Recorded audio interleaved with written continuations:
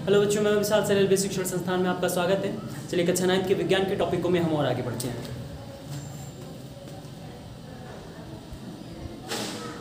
कक्षा 9 science, class 9 की science portion में हम लोग तरंगों से संबंधित बातें पढ़ रहे थे। पढ़ने के बाद हम लोग कुछ आंकिक प्रश्नों को सॉल्व कर रहे थे। उसी आंकिक प्रश्नों के क्रम में हम और आगे बढ़ते हैं। तो आज के हमारे कुछ अगले आंकिक प्रश्न हैं, जरा देखते हैं उन्हें। तो आज का हमारा अगला प्रश्न है कि एक स्वरित्र की आवृत्ति 256 हर्ट्ज है। एक स्वरित्र है, इसकी आवृत्ति दिया गया है। स्वरित्र की आवृत्ति को स्मॉल एन से डिनोट किया जाता है। स्मॉल एन की वैल्यू दी गई हमको 256 हर्ट्ज। 256 हर्ट्ज, ठीक। हमसे पूछ रहा है इसका आवर्तकाल क्या होगा, यानी कैपिटल टी निकालने को कह रहा है।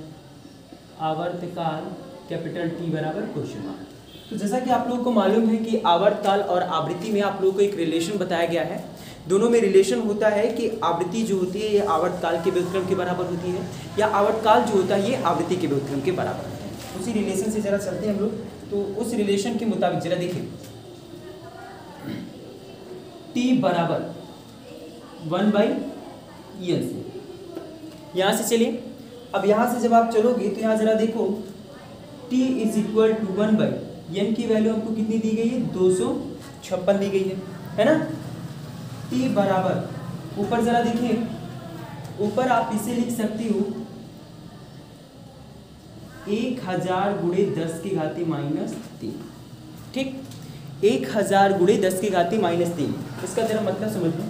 इसका मतलब ये हो गया कि 1000 को आप 1 गुणे 10 की घाती 3 लिख सकते हो, है ना।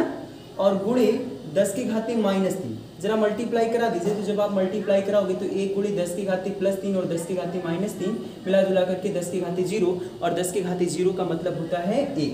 तो 1 गुणे 1 बराबर 1, यानी 1 को आप 1000 गुणे 10 की घाती -3 लिख सकते हैं।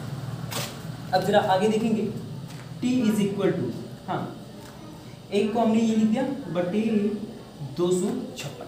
अब 1000 में 256 से आप डिवाइड कर दीजिए। देखिए 1000 में 256 से भाग कर दीजिए, तो अभी ये जाएगा हमारा 4 बार, 6 चौके 24, हाथ से लगा 2, और 4 पंचे 20 तो 22, हाथ से लगा 2, और 4 दूनी 8 2 10, ज़्यादा हो जाएगा।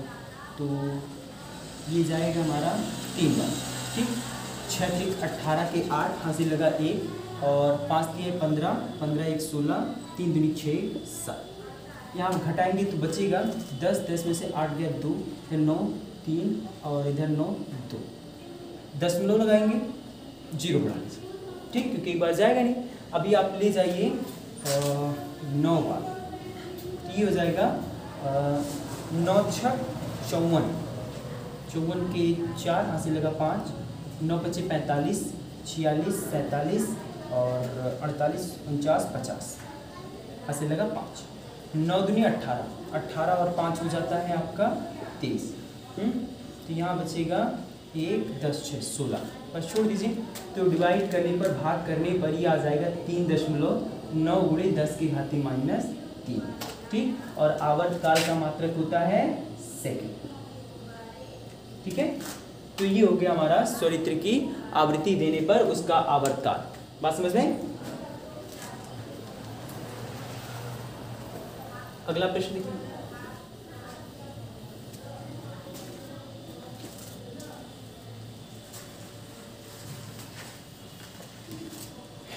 देखिए, अगला प्रश्न हमसे कर रहा है कि एक स्वरित्र की आवृत्ति 256 हर्ट्ज है, यह 5 सेकंड में कितने दोलन करेगा। दोलन का मतलब कंपन निकालने की, ठीक है। जरा देखिए, हमको दिया गया है आवृत्ति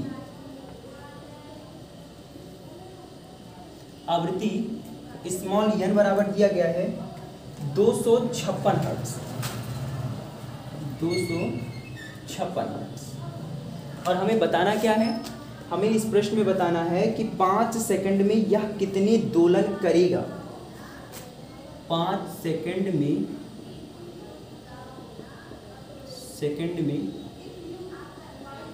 कितने दोलन करेगा। यानी आपको कंपनों की संख्या निकालनी है। ठीक, अगर सबसे पहले अगर हम बात करें यहाँ पे, तो जरा एक बात बताइए आप कि आवृत्ति कहते किसे? एक सेकंड में कंपनों की संख्या को ही तो आवृत्ति कहते हैं।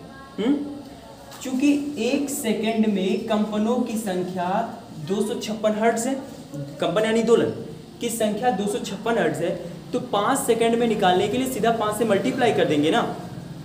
देखिए जरा इसका एक्सक्यूज देंगे, चूंकि एक सेकंड में दोलनों की संख्या बराबर कितना है? 256। दोलनों की संख्या कितनी है? 256 है। इसलिए 5 सेकंड में दोलनों की संख्या, तो 5 सेकंड में दोलनों की संख्या निकालने के लिए 256 में आप क्या करिए? 5 से मल्टीप्लाई करा दीजिए। अरे भाई, जो आवृत्ति होता है वो एक सेकंड में दोलनों की संख्या को ही तो रिप्रेजेंट करता है। तो एक सेकंड में दोलनों की संख्या अर्थात कंपनों की संख्या 256 हर्ट्ज है। तो जब हमसे 5 सेकंड में निकालने को कहेगा तो सीधे आप 5 से उसमें मल्टीप्लाई कर देंगे। तो यहाँ से हो जाएगा 5 सेकंड में दोलनों की संख्या बराबर 256 गुणे 5। जरा मल्टीप्लाई करिए तो 6 25 हो जाएगा 30, 5 25 25 और 25 और 3 हो जाएगा आपका 28 और 5 दूनी 10 और 10 दो 12। यानी 5 सेकंड में कितनी कंपन होगा, कितना दोलन होगा? 1280 दोलन। ठीक है,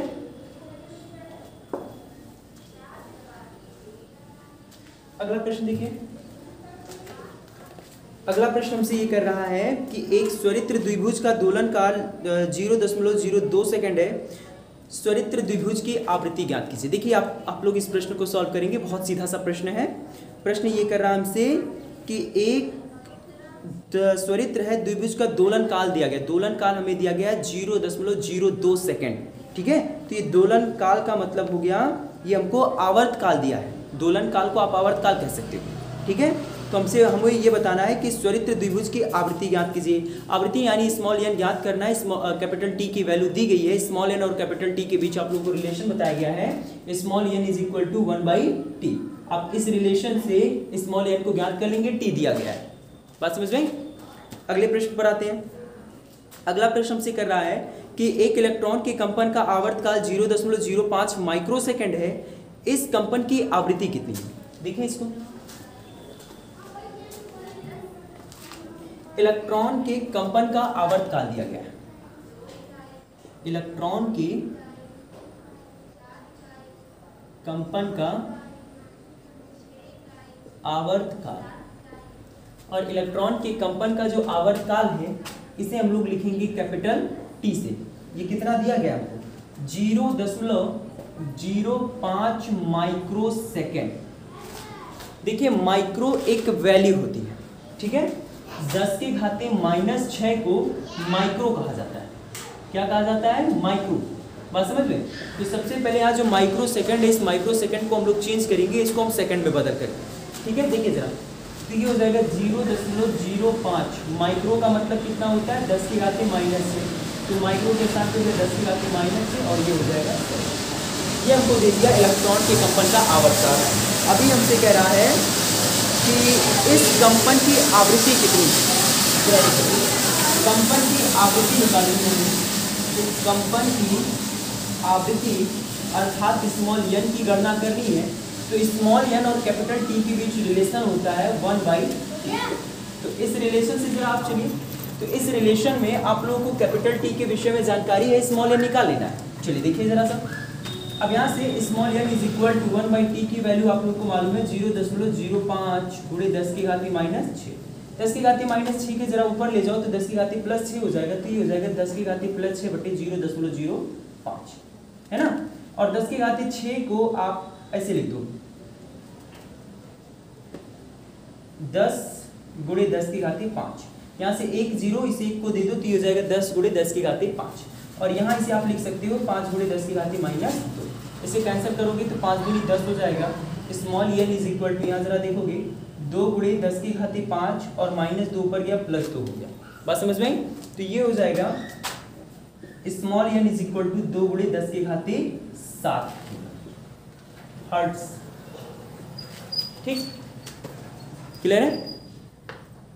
तो इसके बाद अगला प्रश्न देखिए जरा।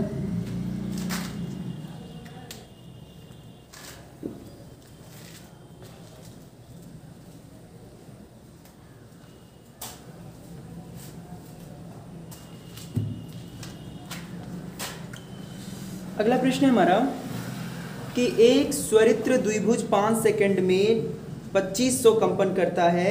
इस स्वरित्र द्विभुज की आवृत्ति तथा आवर्तकाल की गणना कीजिए। आप लोग इसे करोगे। ठीक, देखो क्या क्या दिया गया है। हमें दिया गया 5 सेकंड में 250 कंपन करता है। 5 सेकंड में कंपन बराबर 2500। तो 1 सेकंड में निकाल लो। 1 सेकंड में कंपन, और 1 सेकंड में कंपन को क्या कहते हो? आवृत्ति कहते हो। आवृत्ति स्मॉल n बराबर 2500/5, तो ये आ जाएगा 500। स्मॉल n बराबर 500 हर्ट्ज। ठीक है, ये हो जाएगा आपका आवृत्ति। इसके बाद हमें निकालना है आवर्तकाल। इसी में आगे हमसे कहा है कि आवर्तकाल की भी गणना कीजिए। तो कैपिटल T बराबर क्वेश्चन मार्क। स्मॉल n मालूम है तो क्या कैपिटल T का मान नहीं मिल जाएगा? मिल जाएगा। आप लोग लगाने का इसे प्रयास करेंगे। ठीक है, तो बच्चों आज के लिए बस इतना ही। शेष कल पढ़ते हैं।